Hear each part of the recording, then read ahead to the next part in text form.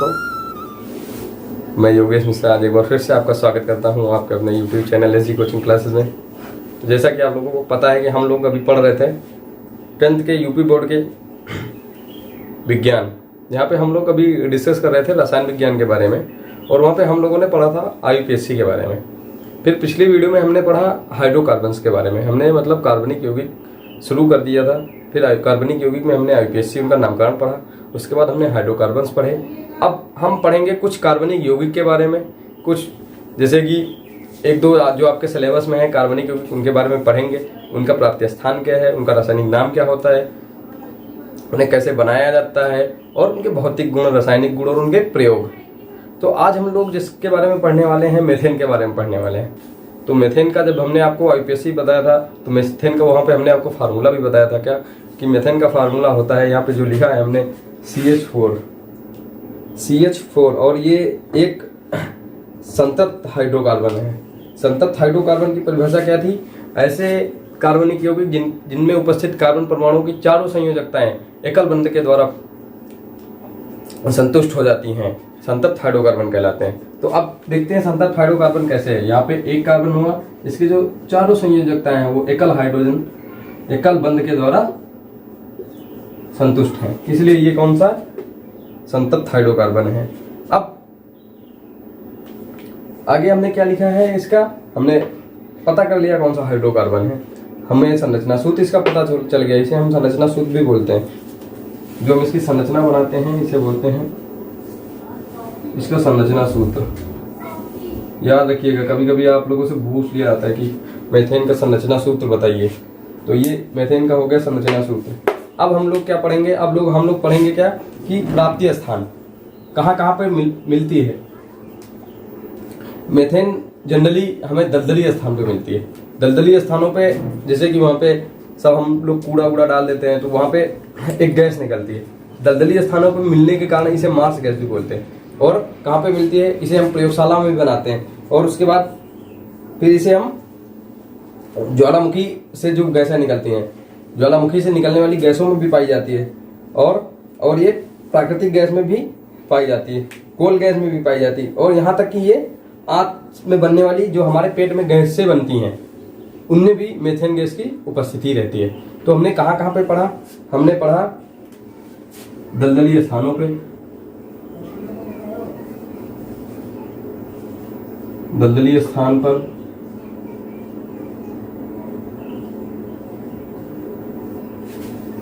और ये हमें हमारी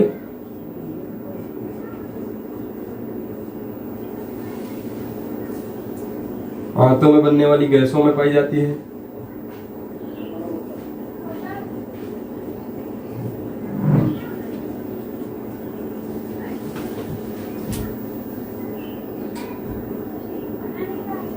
और कहाँ? ज्वालामुखी से निकलने वाली गैसों में।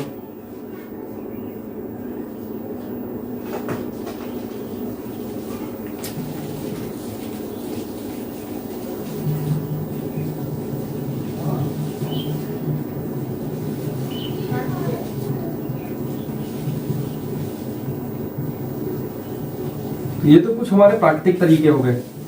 फिर हम रसायन प्रयोगशाला में बनाते हैं इसे, प्रयोगशाला में भी हम इसे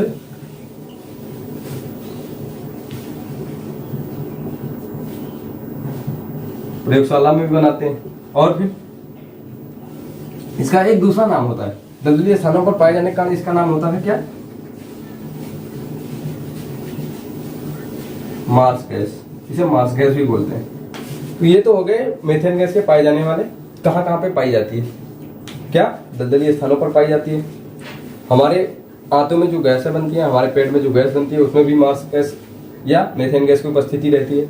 ज्वालामुखी में से जो गैसें निकलती हैं उनमें भी मेथेन गैस की उपस्थिति रहती है, और प्रयोगशाला में तो हम बनाते ही हैं, और इसे मार्स गैस भी बोलते हैं। दलदली स्थानों पर पाए जाने के कारण इसे हम मार्स गैस बोलते हैं। अब हम क्या करते हैं, हमने अब इसका प्राप्ति स्थान डिसाइड कर लिया। अब हम क्या करते हैं, अब देखते हैं अगला हेडिंग क्या है हमारा अगला हेडिंग है बनाने की विधि, कैसे बनाई जाती है,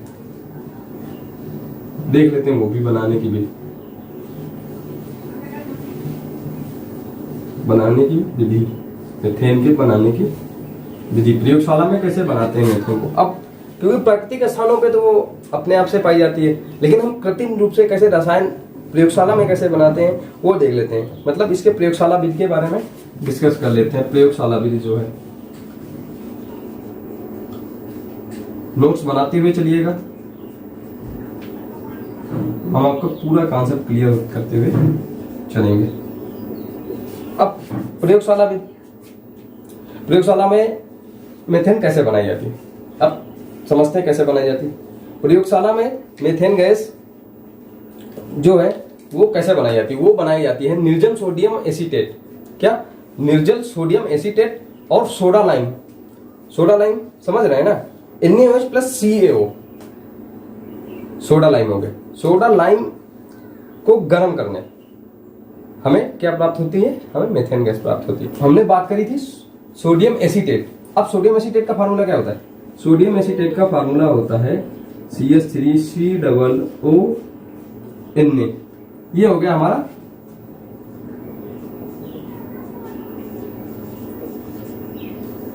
सोडियम एसीटेट। उसकी क्रिया हमें किससे करवानी है?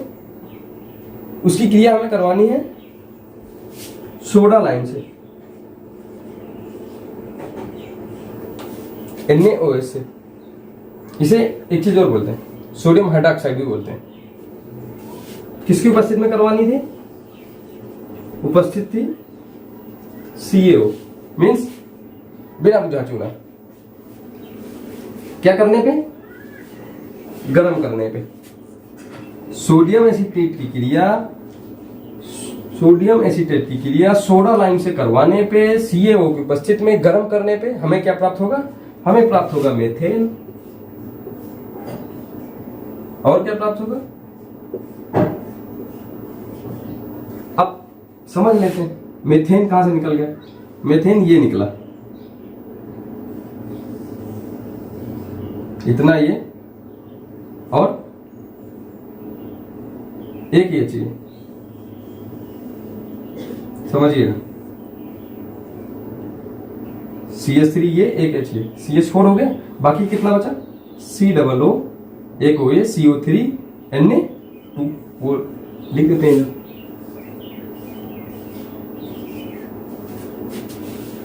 समझिएगा, CH3COO Na की क्रिया जब हम Na से करवाएंगे, CaO की उपस्थिति में गर्म करने पर हमें क्या प्राप्त होगा? हमें प्राप्त होगा मीथेन गैस, और Na2CO3 बाहर निकल जाएगा। Na2CO3 का नाम क्या होता है? इसका नाम होता है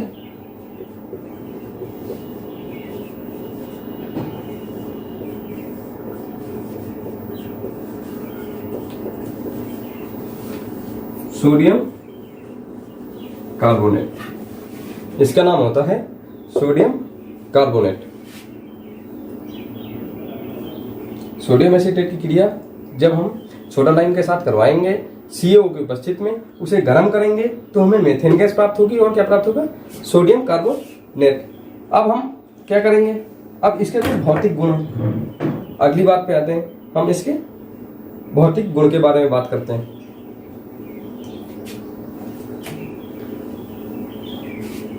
यह क्रिया आप नोट कर दीजिएगा, कभी कभी एग्जाम में पूछ भी ली जाती है।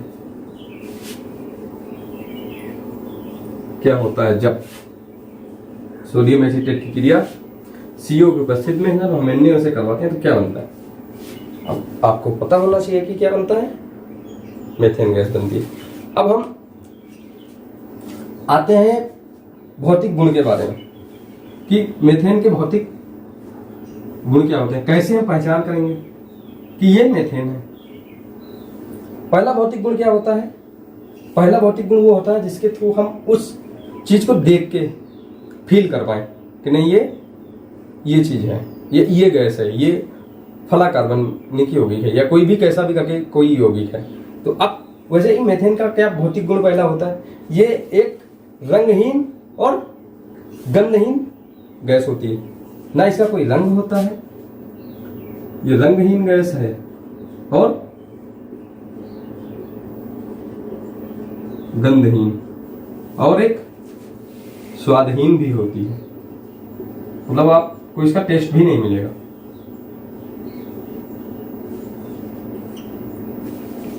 रंगहीन, गंधहीन, स्वादहीन गैस होती है मेथेन।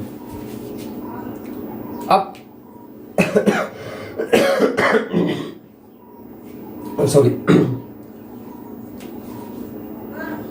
दूसरा इसका गुण क्या, जैसे कहीं वायु के साथ को मिल गए, क्या अगर ये हवा के साथ मिलती है तो क्या होता है, ये ऑक्सीजन नहीं, मतलब ये हवा से भी हल्की होती है, ये वायु से हल्की गैस है।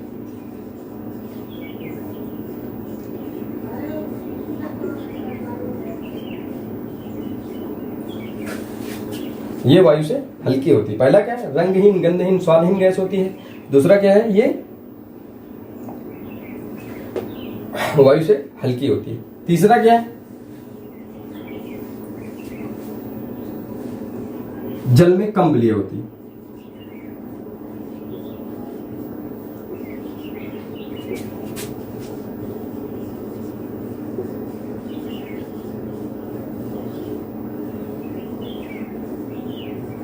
भाई अब लेकिन जल में कम विलीय, तो इसका मतलब ये थोड़े कि कहीं पे विलीय नहीं होती।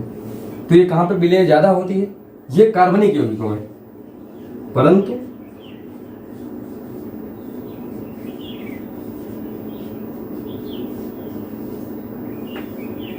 कार्बनिक यौगिक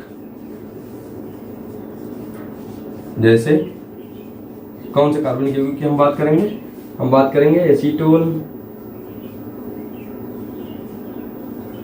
एल्कोहल जैसे कार्बनिक यौगिकों में अधिक विलीय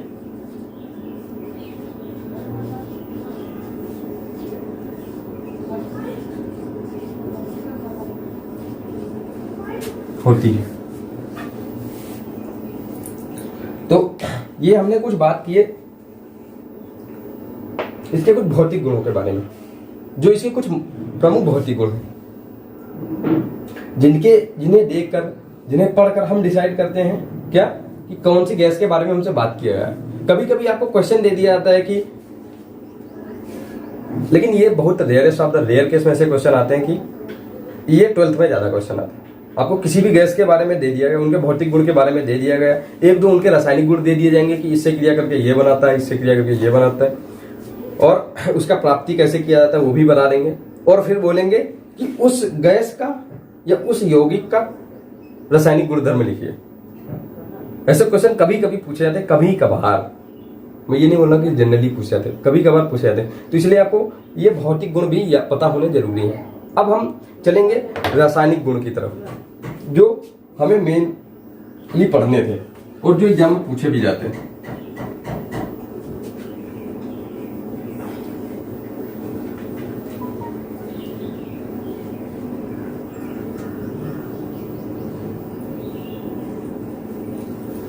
अब हमें पढ़ना था क्या, रासायनिक गुणधर्म, रासायनिक गुणधर्म।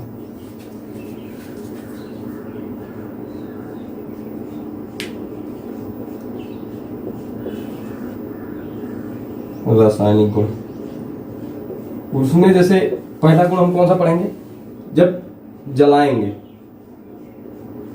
क्या होता है। कभी कभी ऐसा पूछा जाता है क्या होता है जब, क्या होता है जब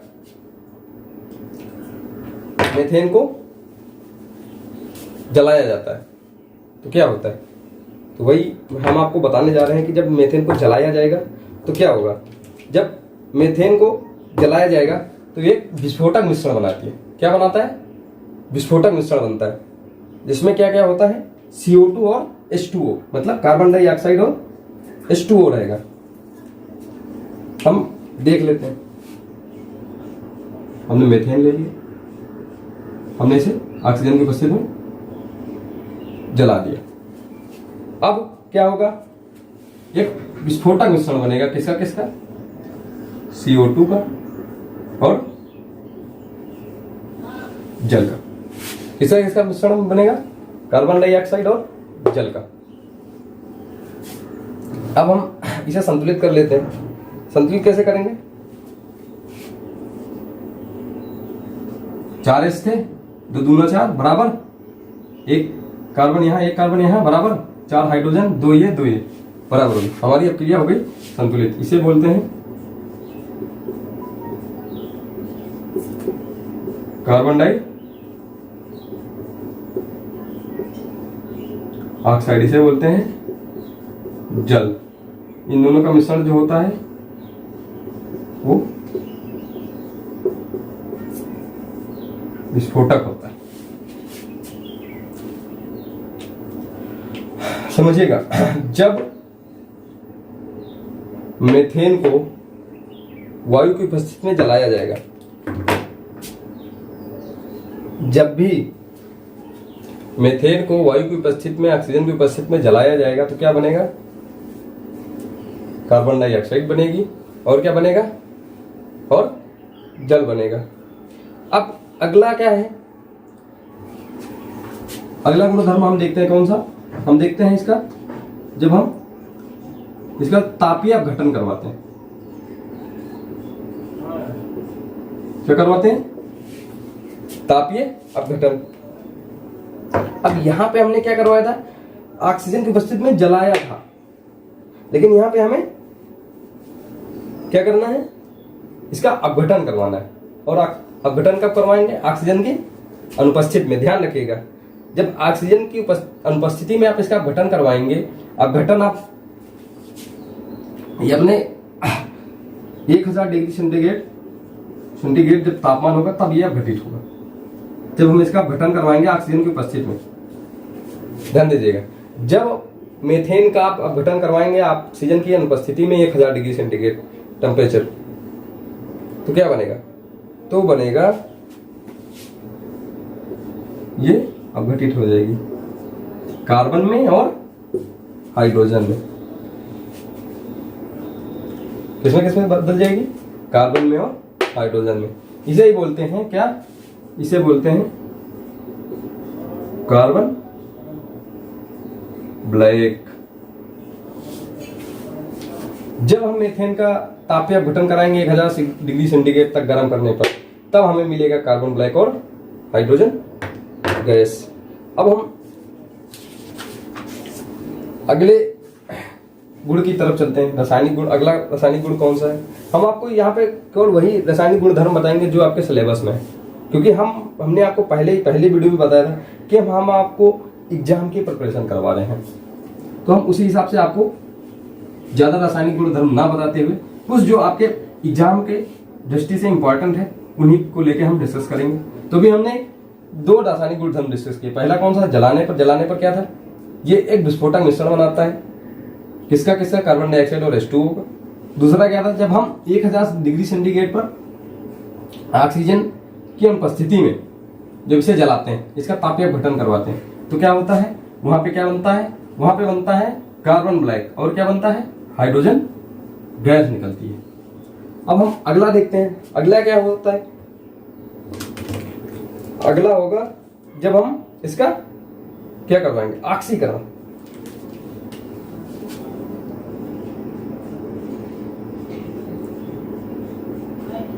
जब हम मीथेन का ऑक्सीकरण करवाएंगे। मीथेन का ऑक्सीकरण कब होगा? अब ऑक्सीकरण में सबसे महत्वपूर्ण योगदान कौन अदा करता है? ऑक्सीकरण में सबसे महत्वपूर्ण योगदान अदा करता है आपका उत्प्रेरक जो होता है। यहाँ पे उत्प्रेरक का जरूर ध्यान रखिएगा, क्योंकि जब तक ऑक्सीकरण आप अपक्रिया लिखेंगे और उत्प्रेरक नहीं लिखेंगे, तब तक वो अपक्रिया आपकी पूर्ण मानी नहीं जाएगी।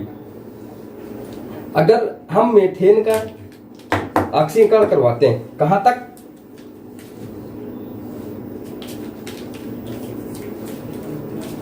दो सौ से 400 डिग्री सेंटीग्रेड टेम्परेचर तक, 100 से 150 एपीएम दाब पर, और MO3 उत्प्रेरक की उपस्थिति में, तब ये क्या बनाता है? तब ये बनाता है मेथिल एल्कोहल। कभी कभी पूछ लिया जाता है कि आप मेथेन से मेथिल एल्कोहल कैसे प्राप्त करेंगे। तो मेथेन से मेथिल एल्कोहल प्राप्त करने का सीधा तरीका है कि हम मेथेन का ऑक्सीकरण करवा दें किसकी उपस्थिति में, MOO3 की उपस्थिति में। सीधा इसका ऑक्सीकरण करवा दिया तो हमें क्या प्राप्त होगा, हमें प्राप्त होगा मेथिल एल्कोहल।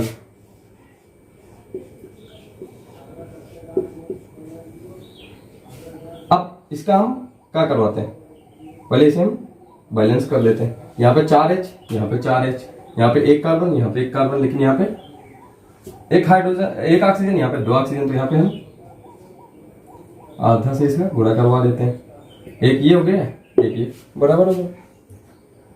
दूसरा तरीका क्या है, 2 यहाँ पे लगा दें, 2 से गुणा यहाँ पे करवा दें, 2 से गुणा यहाँ करवा दें। कैसे भी करके वो आपके ऊपर है, आप कैसे बैलेंस करते हैं। अब हमने आपको बताया कि ऑक्सीकरण में सबसे महत्वपूर्ण चीज क्या होती है, सबसे महत्वपूर्ण चीज होती है कि उत्प्रेरण। अगला ऑक्सीकरण देखते हैं कि मेथेन का एक और ऑक्सीकरण होता है, वो कैसे होता है। वहां पे आपका उत्प्रेरक जो है, उत्प्रेरक काम नहीं करता, वहां हम सीधा ओजोन से इसका ऑक्सीकरण करवाते हैं, ओजोन से। यहाँ पे लिख देते हैं, पहला टाइप ये हो गया, दूसरा ये हो गया। ओजोन के द्वारा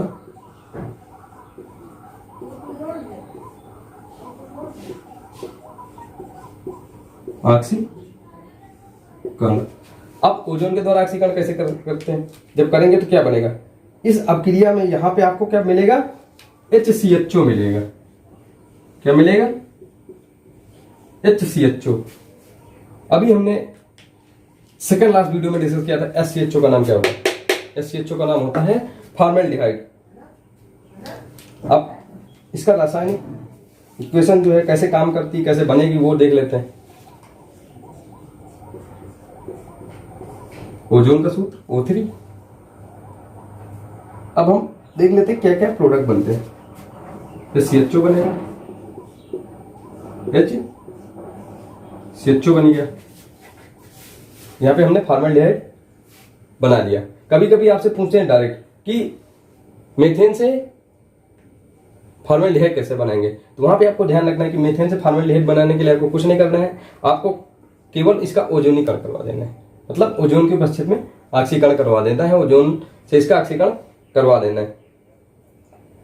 अब बाई प्रोडक्ट क्या बनेगा, बाई प्रोडक्ट बनेगा जल और निकलेगा 2 मोल ऑक्सीजन का। यहाँ पे कितने हो गए, 4, 5, 6, यहाँ पे 2 लगा देते हैं। देखिए बराबर है कि नहीं, बराबर है। 1, 2, यहाँ पे 3, 4 हाइड्रोजन, 1 कार्बन, 6 ऑक्सीजन, 1, 2, 2 हो गए, 2 दूना 4, 6 ऑक्सीजन। हमारी जो रिएक्शन है वो बैलेंस है। अब हम क्या देखते हैं, अब हम 1-2 इनकी प्रतिस्थापन क्रियाएं देख लेते हैं।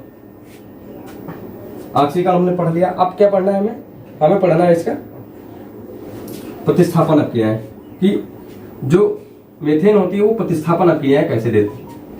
और हमने आपको बताया पिछले 10-5 मिनट पहले ही क्या बताया था कि हम जो भी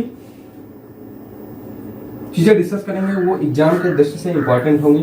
तो आप सारी चीजों का नोट्स बनाते हुए चलिएगा और एग्जाम देने जाएंगे तो आप देखिएगा कि हमारे नोट से कितनी चीजें फंसती हैं। हम आपको वही चीजें बताएंगे जो एग्जाम में इंपॉर्टेंट है। अब हम पढ़ते हैं प्रतिस्थापन क्रियाएं। प्रतिस्थापन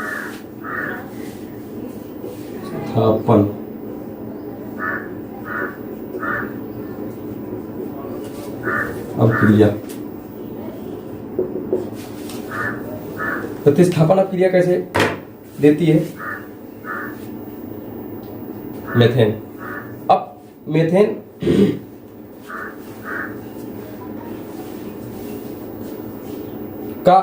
में हाइड्रोजन का प्रतिस्थापन कैसे होता है, मेथेन में जो हाइड्रोजन परमाणु उपस्थित होते हैं उनका प्रतिस्थापन कैसे होता है वो देख लेते हैं।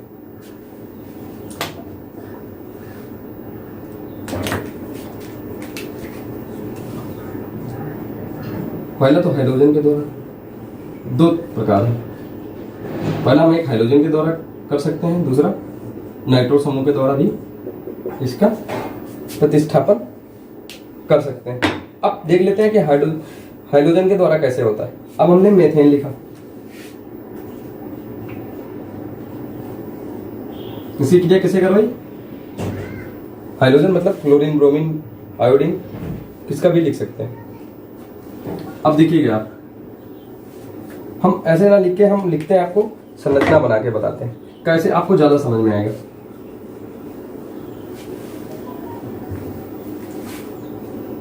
ये सी हो गया, ये एच हो गया, ये एच हो गया, ये एच हो गया।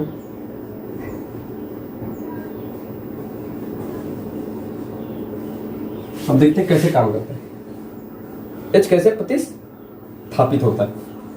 देखिएगा,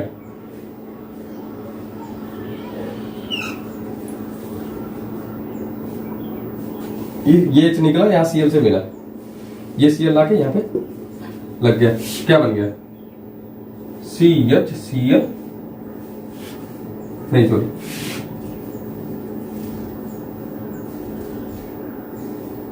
क्या बनेगा बताइए? एक ही एच तो निकला, एक सीएल लगेगा, 3 एच है, 1 2 3, 3 एच लिख दिया, ये सीएल लग गया। अब एस सी एल जो हमारा माइनस हुआ था, अब अभी हमारे पास एक एच प्रतिस्थापित हुआ है, अभी हमारे पास बचे हैं 3 एच। 3 एच वो भी कैसे प्रतिस्थापित होते हैं वो भी देखते हैं। अब हमने क्या लिखा? CH3 Cl, फिर इसका क्रिया किससे कराया? Cl2 से, फिर एक एच प्रतिस्थापित होगा, क्या होगा? CH2 Cl2, एक HCl बाहर चला गया, ध्यान दीजिएगा। फिर अब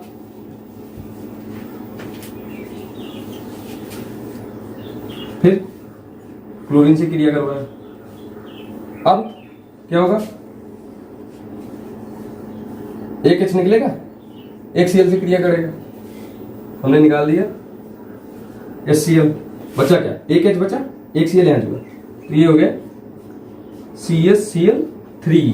कोई बताएगा CHCl3 किसका फार्मूला होता है? CHCl3 फार्मूला होता है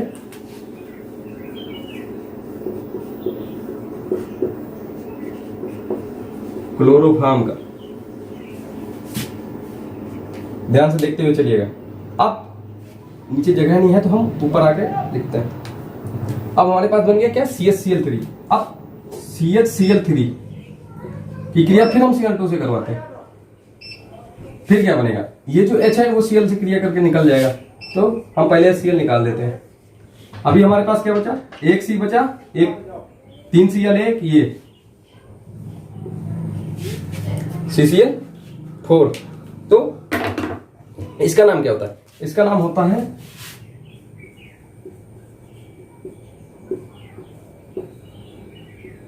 कार्बन टेट्रा क्लोराइड। 4 क्लोराइड लगे हैं, टेट्रा क्लोराइड, एक कार्बन। तो कहां से इसका प्रतिस्थापन स्टार्ट हुआ हम देखते हैं। यहां से नंबरिंग कर लेते हैं हर एक स्टेप की। पहला ये, दूसरा ये, तीसरा स्टेप ये हुआ, चौथा स्टेप ये हुआ। ये चारों स्टेप आप ध्यान से समझ के चलिएगा, कुछ नहीं है, केवल क्या है? Cl2 से क्रिया करवानी है, HCl को बाहर करना है, बस। जो प्रोडक्ट बनेगा फिर उसकी क्रिया Cl2 से करवाएंगे, फिर HCl बाहर करेंगे, जो प्रोडक्ट बनेगा फिर उसकी क्रिया हम Cl2 से करवाएंगे, फिर जो प्रोडक्ट बनेगा, ऐसे ही करके 4 स्टेप में हमारी पूरी चारों कार्बन प्रतिस्थापित हो जाएंगे। अब हम ये तो हमने देख लिया हाइड्रोजन के द्वारा। अगला प्रतिस्थापन कैसे होता है वो भी देख लेते हैं।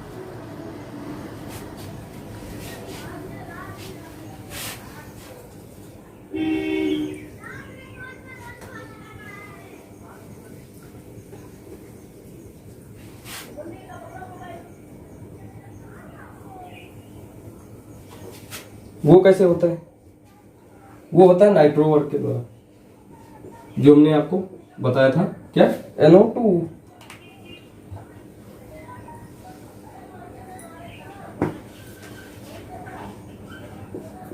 नाइट्रो वर्क के द्वारा।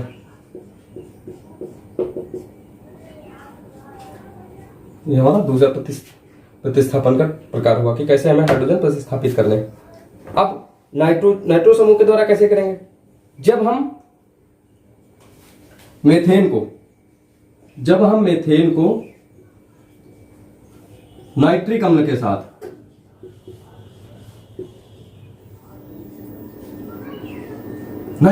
साथ गर्म करते हैं 400 डिग्री तक, तो जो हमारा हाइड्रोजन होता है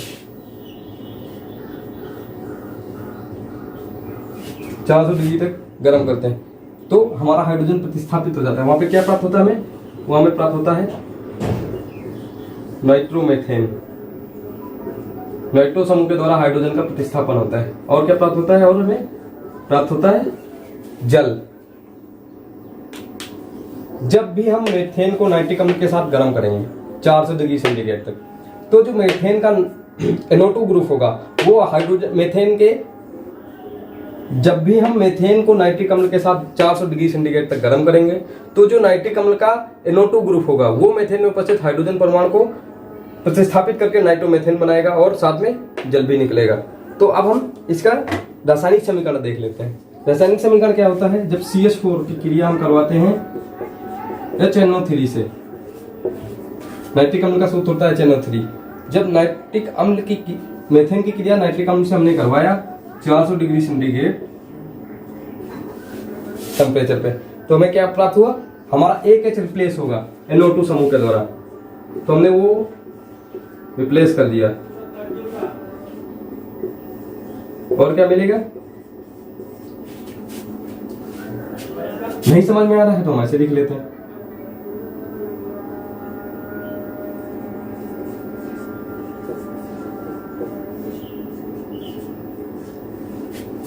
अब समझ में आ रहा है? ये H रिप्लेस हुआ इसके NO2 ग्रुप से।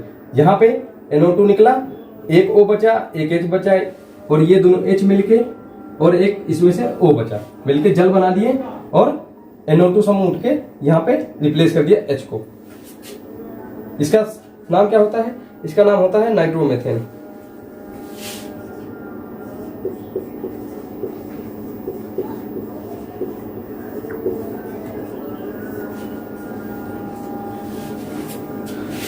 तो ये तो थे कुछ इसके जो रासायनिक गुणधर्म इंपॉर्टेंट है एग्जाम के, आपके सिलेबस में जितने भी गुणधर्म हैं रासायनिक वाले वो हमने डिस्कस किए। अब हम मेथेन के कुछ एक दो उपयोग पढ़ेंगे कि मेथेन के उपयोग क्या होते हैं।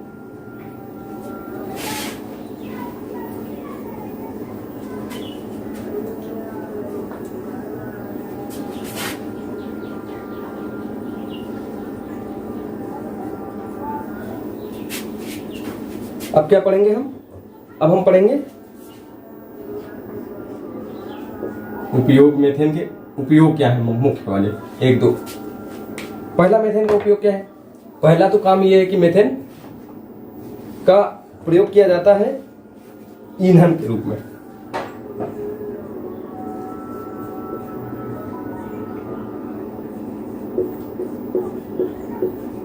मेथेन ईंधन के रूप में प्रयोग में लाई जाती है। दूसरा क्या होता है? जो कार्बन प्राप्त हुई थी हमें, कार्बन गैस, जब क्या कब प्राप्त हुई थी कार्बन गैस? बताइए कब कार्बन गैस प्राप्त हुई थी? कार्बन गैस हमें कब प्राप्त हुई थी? जब हमने इसका तापीय अपघटन कराया था 1000 डिग्री सेंटीग्रेड पे। तो उसका काम क्या होता है? उसका उपयोग हम कहां करते हैं? इलेक्ट्रोड के रूप में भी कर सकते हैं। इससे प्राप्त कार्बन ब्लैक का, कार्बन गैस का उपयोग हम इलेक्ट्रोड के रूप में बैटरियों में करते हैं।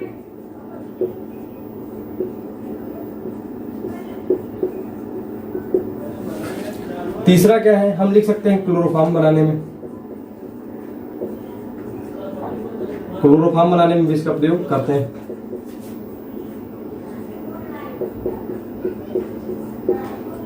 क्लोरोफॉर्म बनाने में मेथेन का प्रयोग किया जाता है।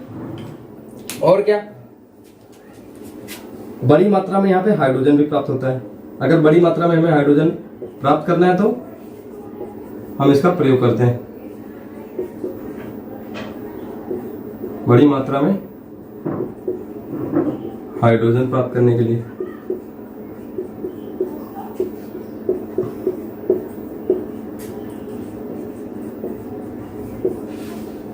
तो ये तो थे कुछ एक दो इसके प्रमुख उपयोग। तो हमने मीथेन के बारे में आज डिस्कस किया। मीथेन का हमने प्राप्ति स्थान डिस्कस किया कि कहाँ पर प्राप्त करी जाती है। फिर हमने क्या डिस्कस किया, हमने डिस्कस किया इसके भौतिक गुण के बारे में। इसका हमने संरचना सूत्र पढ़ा, इसका रासायनिक सूत्र पढ़ा। एक चीज मिस कर रहे थे, क्या मिस कर रहे थे, इसका अणु सूत्र कितना होता है, अणुभार। अणु सूत्र तो ये हो गया, अणुभार कितना होता है कोई बताएगा? कार्बन का अणुभार कितना होता है? परमाणु भार कार्बन का होता है 12, हाइड्रोजन का होता है 1। ये मिला के कितना हो गया, ये उसका होता है। तो मीथेन का अणुभार कितना होता है? मीथेन का अणुभार होता है 16। ठीक है, ध्यान रखिएगा, कभी कोई पूछ लिया था। अब हमने क्या क्या डिस्कस किया था? हमने डिस्कस किया था मीथेन का प्राप्ति स्थान, मीथेन के भौतिक गुण, मीथेन का अणु सूत्र, मीथेन का संरचनात्मक सूत्र भी डिस्कस किया हमने, कैसे प्राप्त करा जाता है मीथेन के। फिर हमने भौतिक गुण डिस्कस किए। उसके बाद फिर मीथेन की कुछ रासायनिक गुण, जैसे मीथेन को जलाने पर क्या होता है, मीथेन का जब तापीय अपघटन करते हैं तो क्या हो जाता है। फिर जब उसका क्या करते हैं, ऑक्सीकरण करते हैं। जब उत्प्रेरक की उपस्थिति में करते हैं तब क्या होता है, जब ओजोन के द्वारा करते हैं तो क्या होता है। फिर हमने उनके प्रतिस्थापन अपक्रिया पढ़ी। प्रतिस्थापन अपक्रिया पहली किसके द्वारा पढ़ी? हाइड्रोजन के द्वारा, जहां पे हमें क्या प्राप्त हुआ, कार्बन टेट्राक्लोराइड प्राप्त हुआ, उसमें क्लोरोफॉर्म भी एक स्टेप पर प्राप्त होता है। फिर हमने नाइट्रो के द्वारा उसका प्रतिस्थापन किया। प्रतिस्थापन कैसे होता है वहां पे जब हमने मीथेन की क्रिया नाइट्रिक अम्ल के साथ करवाई थी तो हमें क्या प्राप्त हुआ था, नाइट्रोमीथेन प्राप्त हुई थी। फिर उसके बाद हमने मीथेन के 2-3 जो मुख्य उपयोग हैं वो हमने पढ़े। क्या पढ़े? मीथेन ईंधन के रूप में प्राप्त होती है। उसके बाद जो इसके गैस कार्बन प्राप्त होती है उनकी छड़ों का उपयोग इलेक्ट्रोड के रूप में किया जाता है। फिर क्या, हाइड्रोजन प्राप्त करने का एक अच्छा स्रोत है। इसके द्वारा मेथिल एल्कोहल, फॉर्मेल्डिहाइड, ये सारे कार्बनिक यौगिक प्राप्त किए जाते हैं। तो आशा करते हैं कि आपको मीथेन के बारे में सारी जानकारी हमने प्रदान करी है, आपको पसंद आएगी। अगर आपको हमारी वीडियो अच्छी लगती है, पसंद आती है, तो आप अपने दोस्तों तक जरूर शेयर करें और ज़्यादा से ज़्यादा लोगों तक बताएं कि एसजी कोचिंग क्लासेस के थ्रू हमें एग्जाम की अच्छी तैयारी करवाई जा रही है, जिससे कि ज़्यादा से ज़्यादा लोगों को हमारा जो एग्जाम की तैयारी कराने का फ़ायदा प्राप्त हो सके। और इन्हीं सब बातों के साथ हम अपनी बात ख़त्म करते हैं। धन्यवाद।